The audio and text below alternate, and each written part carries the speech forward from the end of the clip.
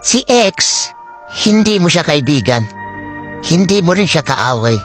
Siya yung taong nakasama mo sa nakaraan na gumawa ng magandang alaala. Pero hindi na siya parte ng buhay mo sa ngayon kasi wala na kayong dalawa. Pwede siya yung dahilan kung bakit nasaktan ka ng sobra-sobra. Pero siya naman yung rason kung bakit marami ka natutunan sa pag-ibig. Kaya kung babalik man siya ulit sa buhay mo at magpaparamdam ulit, it's your choice.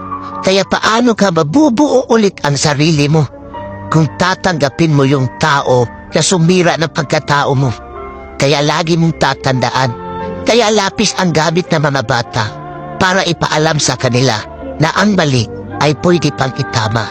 Kaya naman ballpen ang gamit natin para ipaalam sa atin na hindi na tayo bata, na para ulit-ulitin pa ang pagkakamali na hindi na natin kayang burahin.